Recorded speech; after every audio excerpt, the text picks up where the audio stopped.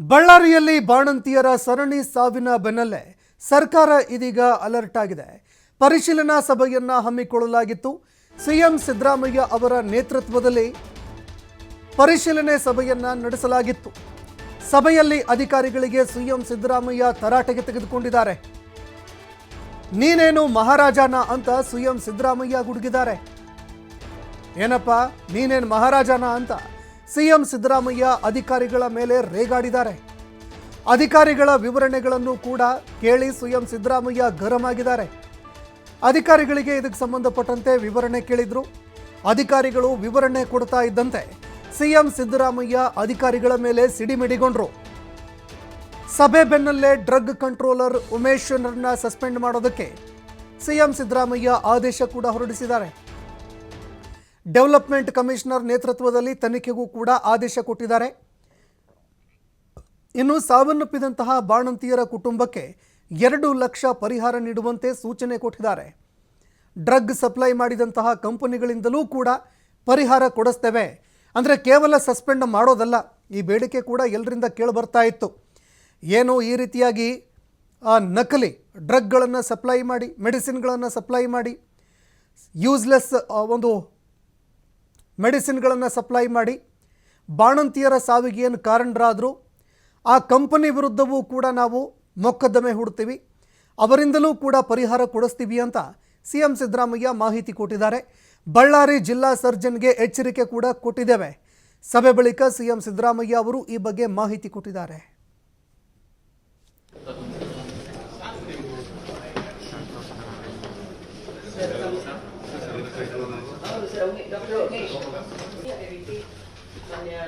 ಆರೋಗ್ಯ ಸಚಿವರು ಹಾಗೂ ನಮ್ಮ ಸರಿ ಸಭೆಗೆ ನಾವು ಯೂನಿವರ್ಸಿಟಿ ವೈಸ್ ಚಾನ್ಸಲರ್ ಇದ್ದಾರೆ ಸರ್, ಮೆಡಿಕಲ್ ಎಜುಕೇಶನ್ ನಾವು ಈಗ ಹೋಗೋದು, ನಾವು ಸಭೆಯನ್ನು ಪ್ರಾರಂಭ ಮಾಡ್ತಾ ಇದ್ದೀವಿ.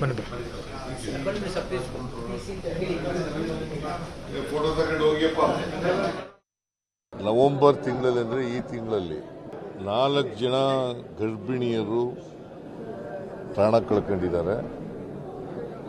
ಅವರಿಗೆ ಸಿಜೇರಿಯನ್ ಆಪರೇಷನ್ ಮಾಡುವಾಗ ಯಾವಾಗಲೂ ಕೂಡ ಬಳ್ಳಾರಿನಲ್ಲಿ ಸಿಜೇರಿಯನ್ ಆಪರೇಷನ್ಗಳಲ್ಲಿ ಸತ್ತಿರ್ತಕ್ಕಂಥ ನಿದರ್ಶನ ಇರಲಿಲ್ಲ. ಮಾಡಿರ್ತಕ್ಕಂಥದ್ದನ್ನು ಡ್ರಗ್ ಕಂಟ್ರೋಲರ್ ಅದನ್ನು ಅವರು ಸಪ್ಲೈ ಮಾಡ್ತಾರೆ. ಅವರು ಟೆಸ್ಟ್ ಮಾಡಿಸಿದ್ರು ಕೂಡ ಅವರ ಲ್ಯಾಬ್ನಲ್ಲಿ ಟೆಸ್ಟ್ ಮಾಡಿಸಿದ್ದಾರೆ. ಬಟ್ ಅಲ್ಲಿ ಸ್ವಲ್ಪ ಸಂಶಯಗಳು ಕಾಣಿಸ್ತವೆ. ಅದಕ್ಕೆ ಈ ಡ್ರಗ್ ಕಂಟ್ರೋಲರನ್ನು ಕೂಡಲೇ ಸಸ್ಪೆಂಡ್ ಮಾಡಿ ಅಂತ ಹೇಳಿದ್ದೀನಿ ನಾನು. ಕಂಟ್ರೋಲರ್ ಆಫ್ ಡ್ರಗ್ಸ್ ಅವರನ್ನು ಕೂಡಲೇ ಸಸ್ಪೆಂಡ್ ಮಾಡಿ ಅಂತ ಹೇಳಿದ್ದೀನಿ. ಪಶ್ಚಿಮ ಬಂಗ ಫಾರ್ಮಾಸ್ಯೂಟಿಕಲ್ ಕಂಪನಿ ಇದೆಯಲ್ಲ, ಇದನ್ನು ಬ್ಲ್ಯಾಕ್ ಲಿಸ್ಟ್ಗೆ ಹಾಕಬೇಕು ಅಂತ ಹೇಳಿದ್ದೀನಿ. ಮತ್ತೆ ಅದನ್ನು ಪ್ರಾಸಿಕ್ಯೂಟ್ ಮಾಡಬೇಕು ಅಂತ ಹೇಳಿದ್ದೀನಿ. ಜೊತೆಗೆ ಅವರಿಂದ ಪರಿಹಾರ ಕೊಡಿಸ್ಬೇಕು ಇವರಿಗೆ, ಸತ್ತೋದವ್ರಿಗೆ. ನಾನು ಸರ್ಕಾರದಿಂದ 2 ಲಕ್ಷ ರೂಪಾಯಿ ಕೊಟ್ಟಿದ್ದೀನಿ ಪರಿಹಾರ. ಇವರಿಂದ ಕೂಡ ಈ ಕಂಪನಿಯಿಂದ ಕೂಡ ಪರಿಹಾರನ ಕೊಡಿಸ್ತಕ್ಕಂಥದ್ದು ಕೆಲಸ ಆಗಬೇಕು. ಅಂದರೆ Karnataka state medical supplies corporation limited ಅಂತ ಒಂದು ಇರ್ತದೆ, ಅದರ MD ಇರ್ತಾರೆ, ಅವ್ರಿಗೂ ನೋಟಿಸ್ ಕೊಡಿ ಅಂತ ಹೇಳಿದ್ದೀನಿ. ಫ್ಲೂಯಿಡ್ ಸಪ್ಲೈ ಮಾಡ್ತಾರಲ್ಲ ಅವನ್ನೆಲ್ಲ ವಿಡ್ರಾ ಮಾಡಿಬಿಡಿ ಅಂತ ಹೇಳಿದ್ದೀನಿ. ಯಾರ್ಯಾರು ಸಪ್ಲೈ ಮಾಡ್ತಾರೆ ಅವ್ರನ್ನೆಲ್ಲ ವಿಡ್ರಾ ಮಾಡಿಬಿಡಿ ಅಂತ. ಎಲ್ಲ 192 ಸ್ಯಾಂಪಲ್ ಟೆಸ್ಟ್ ಸಪ್ಲೈಸ್ ಮಾಡ್ತಾರಲ್ಲ ಅವ್ರಿಗೆಲ್ಲ ತಿಳಿಸಬೇಕು ಅಂತ ಹೇಳಿದ್ದೀನಿ. ಈಗೆಲ್ಲ ಡ್ರಗ್ ಕಂಟ್ರೋಲ್ ಇಲಾಖೆನ ರೀಸ್ಟ್ರಕ್ಚರ್ ಮಾಡಬೇಕು ಅಂತ ಹೇಳಿದ್ದೀನಿ. ನಂಬರ್ 1. ನಂಬರ್ 2, ಚೆನ್ನೈ ತರ ಮಾದರಿ ಸ್ಟ್ರಕ್ಚರ್ ಮಾದರಿಗೆ ಮಾಡಬೇಕು. Medical supplies corporation medical corporation ಅದಕ್ಕೆ ಮಾಡಬೇಕು ಅಂತಕ್ಕಂಥದ್ದು ಕೂಡ ಹೇಳಿದ್ದೀನಿ. ಬಳ್ಳಾರಿನಲ್ಲಿರ್ತಕ್ಕಂಥ ಡಿಸ್ಟ್ರಿಕ್ಟ್ ಸರ್ಜನ್ ಇದಾರಲ್ಲ ಅವ್ರಿಗೆ ಮತ್ತೆ ಈ ಥರ ಮರುಕಳಿಸದಂತೆ ನೋಡ್ಕೋಬೇಕು, ನಿನ್ನ ಜವಾಬ್ದಾರಿ, ಒಂದು ವೇಳೆ ಆದರೆ ನಿನ್ನ ಮೇಲೆ ಕ್ರಮ ತಗೋತೀವಿ ಅಂತ ಹೇಳಿದ್ದೆ. ಈ ಸರ್ಜರಿ ಮಾಡಿರ್ತಕ್ಕಂಥ ಡಾಕ್ಟರ್ಸ್ಗಳಿದಾರಲ್ಲ ಅವರು ಬೇರೆಯವ್ರು ಮಾಡಿದ್ರು, ಒಬ್ಬರೇ ಮಾಡಿಲ್ಲ, 4 ಅವ್ರದ್ದು ತಪ್ಪಿಲ್ಲ ಅಂತ ಹೇಳಿ ಪ್ರಿಲಿಮಿನರಿ ವರದಿ ಕೊಟ್ಟಿರ್ತಕ್ಕಂಥದ್ದು. So this is the position.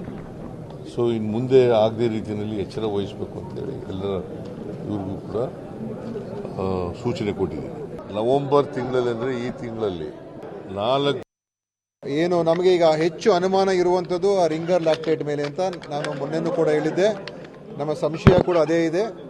ಅದರ ಅಂತಿಮ ವರದಿ ಕೂಡ ಬರಬೇಕಾಗಿದೆ. ಆದರೆ ಶರಣ್ ಪ್ರಕಾಶ್ ಪಾಟೀಲ್ ಅವರು ಅವರ ವೈದ್ಯಕೀಯ ಶಿಕ್ಷಣ ಇಲಾಖೆಯಲ್ಲೂ ಕೂಡ ಅದನ್ನು ನೋಡ್ತಾ ಇದ್ದಾರೆ. ಯಾಕೆಂದರೆ ಆ ಬಳ್ಳಾರಿ ಆಸ್ಪತ್ರೆಯಲ್ಲಿ ಏಪ್ರಿಲಿಂದ ಈ ನವೆಂಬರ್ವರೆಗೂ ಸುಮಾರು 2600 ಸಿಸೇರಿಯನ್ ಸರ್ಜರಿಗಳಾಗಿತ್ತು ಜಿಲ್ಲಾ ಆಸ್ಪತ್ರೆಯಲ್ಲಿ. ಆ 2600 ಸಿಸೇರಿಯನ್ ಆಪರೇಷನ್ಗಳಲ್ಲಿ ಒಬ್ಬರು ಕೂಡ ತೀರ್ಕೊಂಡಿರಲಿಲ್ಲ. ಏಕ್ದಮ್ ಇದು 4 ಜನ ತೀರ್ಕೊಂಡಿರೋದು. ಅದು ಅಲ್ಲಿ ಒಂದು ಬ್ಯಾಚನ್ನು ನಾವು ಕಳಿಸ್ಕೊಟ್ಟಿದ್ದು, ರಿಂಗರ್ ಲ್ಯಾಕ್ಟೇಟ್ ಬ್ಯಾಚ್, ಅದು ಫ್ರೆಶ್ ಆಗಿ ಅಲ್ಲಿಗೆ ಹೋಗಿತ್ತು. ಅದು ಉಪಯೋಗ ಮಾಡಿದಾಗ ಅದು ಇದಾಗಿರ್ತಕ್ಕಂಥದ್ದು. ಸೊ ಇದೆಲ್ಲ ನೋಡಿದ್ರೆ ನಮಗೆ ಅನುಮಾನ ಹೆಚ್ಚು ಇದರ ಮೇಲೆ ಇದೆ. ಈಗ ನಾವು ಟೆಸ್ಟಿಂಗ್ ಕಳಿಸಿದ್ದೀವಿ. ಅದು ರಿಪೋರ್ಟ್ ಬರೋದಕ್ಕೆ ಬಹುಶಃ ಇನ್ನು ಡಿಸೆಂಬರ್ 9ನೇ ತಾರೀಕು ಬರ್ತದೆ ಅಂತ ಹೇಳಿದ್ದಾರೆ. ಆದರೆ ಇನ್ನೂ ಬೇರೆ ಬೇರೆ ಥರ ಅದನ್ನು ಕೂಡ ಟೆಸ್ಟ್ ಮಾಡ್ಬೋದು ಅಂತ ಹೇಳಿದ್ದಾರೆ. ಅದನ್ನು ಕೂಡ ನಾವು ಮಾಡಿಸ್ತೀವಿ. ಆ ವರದಿ ಆಧಾರ ಮುಂದಿನ ಕ್ರಮ ತಗೊಳ್ತೀವಿ. ನಮಗೆ ಇದ್ರ ಬಗ್ಗೆ ಅನುಮಾನ ಬಂದಾಗ ಬಹುಶಃ ಫೆಬ್ರವರಿ ಮಾರ್ಚ್ದಲ್ಲಿ ಅವಾಗ ನಾವು ಅದನ್ನು ಎಲ್ಲ ಕಡೆ ಫ್ರೀಸ್ ಮಾಡಿದು, ಆಮೇಲೆ ಟೆಸ್ಟ್ ಮಾಡಿದು. ಈಗ ಈ ಒಂದು ಬ್ಯಾಚ್ ಏನು ಮತ್ತೆ ಹೋಗಿದೆ ಈಗ ಬಳ್ಳಾರಿಗೆ, ಈ ಬ್ಯಾಚಲ್ಲಿ ಇದು ಈಗ ರಿಯಾಕ್ಷನ್ ಬಂದಿರೋದು ಈಗ ನಮ್ಗೆ ಕಾಣ್ತಾ ಇದೆ. ಸೊ ಇದು ನಮಗೆ, ಯಾಕಂದರೆ ಹಿಂದೆ ನಾವು ನೋಡಿದಾಗ ಇದರ ಮುಖಾಂತರ ಕೆಲವು ನಮಗೆ ಸಂಶಯ ಬಂದಾಗ ನಾವು ಸೀಸ್ ಮಾಡಿದ್ದು.